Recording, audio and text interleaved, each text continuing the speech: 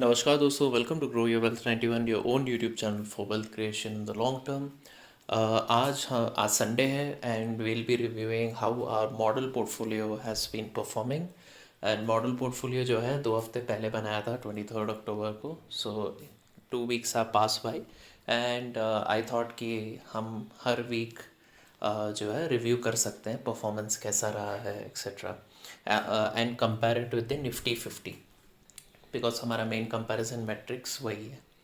So apart from this, today one of the subscribers had asked some stock recommendations from a list of 40 odd stocks. So मैंने उसको भी इसमें include किया है. So it will cover both the aspects. Do please watch it till the end. It will definitely be helpful. And going forward, guys, मैं सोच रहा था कि every Saturday or Sunday we can do a model portfolio review along with some Q&As. So आप लोगों का जो भी Q&As हैं आप मेरे को भेज सकते हैं, या पोर्टफोलियो एनालिसिस अगर आप कराना चाहते हैं तो you can send and I will add those along with the review. वरना we'll just do quick review of like 5 minutes and finish it off. So चलिए आगे बढ़ते हैं. Quick disclaimer, we are not registered with SEBI, इसलिए यहाँ पे हम कोई रिकमेंडेशन नहीं बता रहे हैं बाय या सेल करने का. ये सारे कंटेंट को एजुकेशनल पर्पस से लीजिएगा और इसको एक रेफरेंस पॉइंट बना के अपना इन्वेस्टिंग जर्नी सक्सेसफुली बनाइएगा. तो चलिए आगे बढ़ते हैं. So these are the stocks, these are the allocation, and invested date was 23rd October 2020. And इसमें मैंने सारे जो है लास्ट ट्रेडेड प्राइस को लिया है ताकि मतलब all time high all time low का कोई झंझट नहीं है. So whatever is the end, जैसे मैंने आज बनाया तो I have just taken the closing price on the on Friday, last Friday जो भी हुआ है for both the Nifty as well as the model portfolio. So you can pause the video, just go over the stocks and the allocation. ये already मैंने discuss किया हुआ है पिछले वीडियो में. So if you are new to this, you can just watch that video. I have given a deep explanation कि ये stocks को मैंने क्यों चुना है, इन companies में क्या advantages हैं compared to other companies, and how to proceed with investing. So this is like a mock-up. And allocation percentages भी मेरे हिसाब से मैंने किए हैं. आप बिल्कुल इसको बदल सकते हैं, स्टॉक्स को भी बदल सकते हैं. This just like a rough reference point for you, as I already said. तो हम देख सकते हैं कि जो करंट पीई है, लास्ट में अगर हम प्रॉफिट एंड लॉस देखें तो we can see that currently the portfolio is at a net profit of 7%.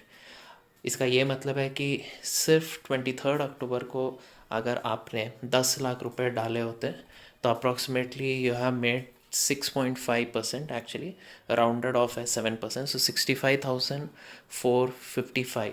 This is what you would get in 1 year if you had put this money in 10 lakhs in a bank fixed deposit. 1 साल में आपको ये मिलता है, इससे भी कम मिलता. And you have already made this in 2 weeks.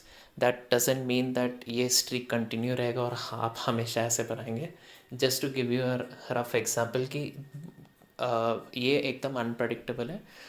2 हफ्ते में ही आप बैंक एफडी जितने रिटर्न्स बना सकते हैं, एंड इससे भी ज़्यादा गवा भी सकते हैं अगर मार्केट गिरा तो. सो ऑब्वियसली यूएस इलेक्शंस को लेके मार्केट बहुत वोलेटाइल है, and as we all know Joe Biden has won the election campaign. So Monday को I don't know exactly how market will react. I am assuming market was reacting positively in hopes कि Joe Biden जीते, and now that he has won, it is possible कि Monday को और भी ऊपर जाए. At the same time ये भी पॉसिबिलिटी है कि लोग अपने प्रॉफिट्स बुक करने लग जाए क्योंकि ऑलरेडी ऑल टाइम हाई पे है मार्केट्स. तो दोनों तरफ मार्केट जो है ऊपर नीचे जा सकता है. So for our this thing portfolio, we are not interested in short term. हम आज ख़रीदा कल बेचा ऐसे नहीं कर रहे हैं. हम इस पोर्टफोलियो को 10 साल तक पकड़ के रखने वाले हैं. सो और at least for 5 years, and that is the reason why we are doing this weekly portfolio review, just to show you कि you don't have to be afraid for holding a high quality stock in the long term. हम देख सकते हैं कि profit and loss का जो change है और पीई का जो चेंज है वो किसी किसी केस में सेम है, किसी किसी केस में सेम नहीं है। And this is exactly the reason why P ratio को देख के स्टॉक्स लेने का कोई सेंस नहीं बनता है। 2 हफ्तों में ही हमें दिख रहा है कि दोनों का जो परसेंटेज चेंज है वो सेम नहीं है। So for all of you who are interested in timing the market and buying at cheap prices, you don't need to do that for type C bucket C stocks and bucket B1 stocks. bucket B1 के लिए थोड़ा बहुत कर सकते हैं, but bucket C के लिए एकदम P रेशियो देखने का ज़रूरत नहीं है। Even on Monday if the market goes higher, you can still go ahead and buy these shares without worrying about P ratio. But please keep in mind your year one starts when you have completed the portfolio. जैसे अगर आपने 1 लाख रुपए invest किया और आपका गोल 10 लाख है, तो ये नहीं कि हर साल मैं 1 1 लाख डालूंगा और मेरा जो है पोर्टफोलियो बढ़ नहीं रहा है।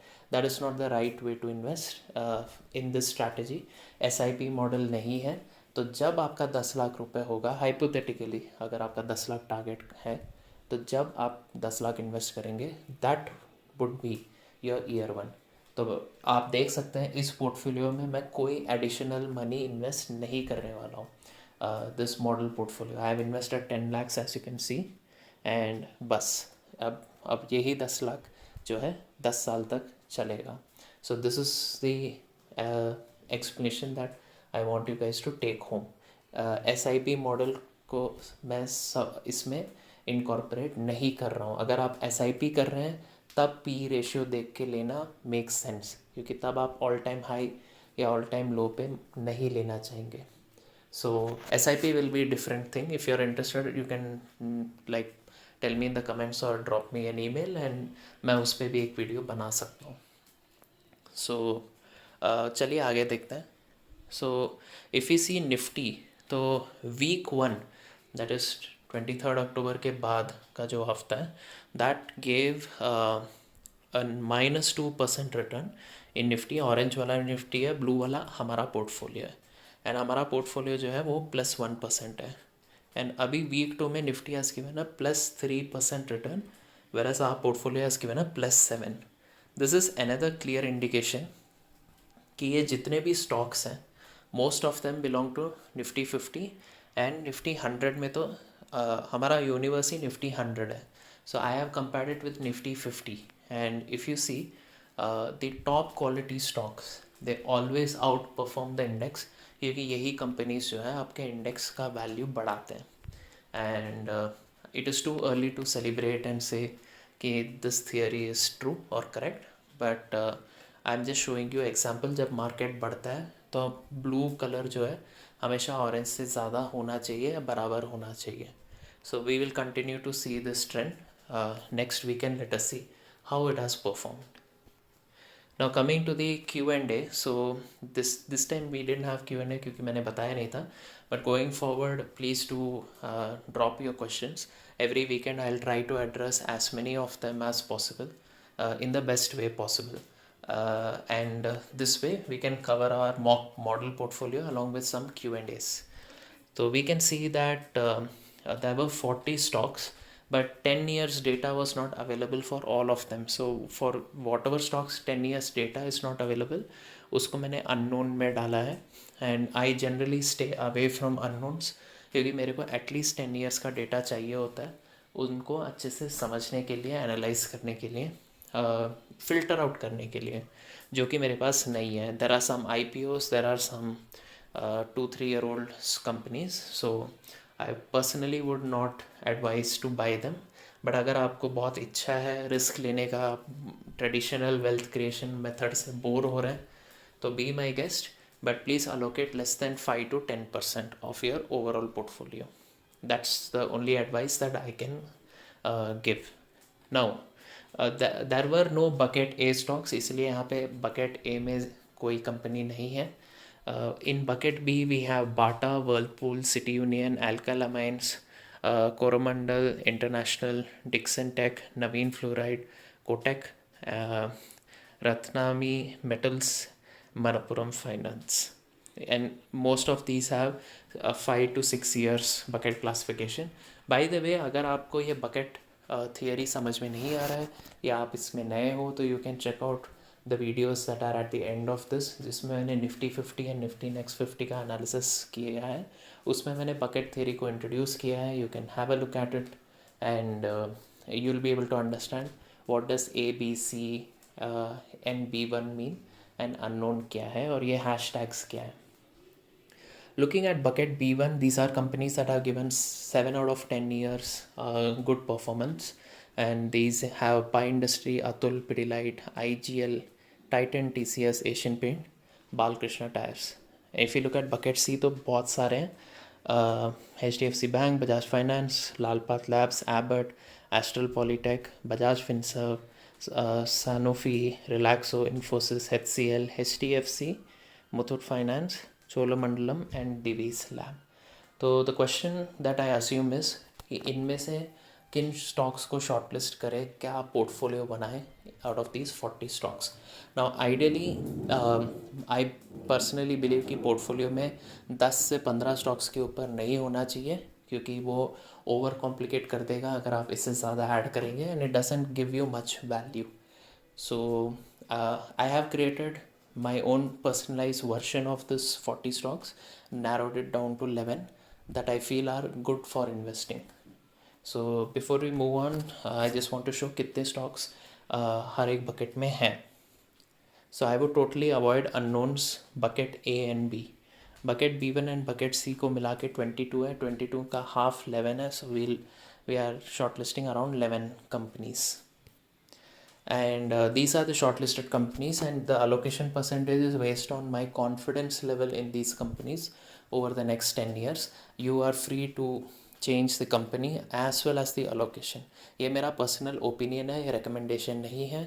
इसको रेफरेंस पॉइंट की तरह यूज़ करके आप अपना डिसीजन ले सकते हैं. So I strongly believe in HDFC Bank, Bajaj Finance. They are the best of the best when it comes to NBFC and bank, at least in India. Doctor Lal path labs बहुत अच्छा company है.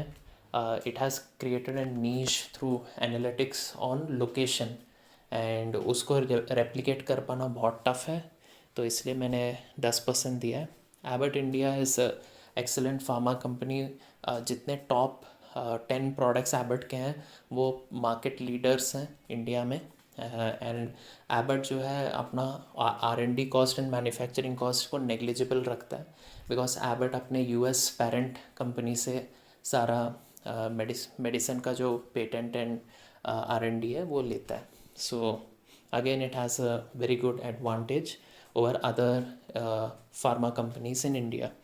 Astral poly pipe is a fantastic company.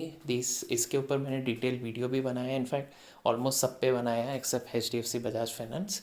And Astral Poly का सबसे बड़ी बात यह है कि it is into PVC pipes, plastic pipes, and इन लोगों ने एक नया रेवोल्यूशन क्रिएट किया था by replacing metal pipes with plastic. And इनका जो टेक्नोलॉजी है, R&D है, बहुत ही अच्छा है. प्लस इन लोगों ने प्लम्बिंग कम्युनिटी में बहुत अच्छा नेटवर्क बना के रखा है. सो इसीलिए most of the plumbers are the ones who are ultimately going to be using pipes. तो इन्होंने पिडलाइट मॉडल को आई वोंट से कॉपी किया है, बट पिडलाइट और इनका मॉडल सिमिलर है. They are targeting the direct users. जैसे Pidilite targets the carpenter network, Astral Poly targets the plumbing network. So very good companies, very good numbers, definitely worth investing. Pidilite again, same story. Pidilite I have given 7% instead of 10 or higher, because Pidilite जो है out of 10 years has only performed 7 out of 10. It has come into bucket B1. This doesn't mean company खराब है, it just means कि बाकी companies का out perform करने का chance Pidilite से better है, that's all. TCS is a giant mammoth when it comes to IT, and there is literally no competition for it. So it and plus company का management अच्छा है, company भी अच्छा है, numbers भी अच्छे हैं, so it makes sense to invest in TCS. Again, I've given 7% instead of more, because I feel that potential to make money is higher in the above companies. Asian Paints, again an extremely good company, but unfortunately it is in bucket B1 as of now. It could move on to bucket C in the upcoming years without doubt, but I have currently given 7% allocation. Relaxo, Infosys and Divis Lab. So Relaxo footwear बहुत अच्छा है. ये इनका customer segment बहुत wide है.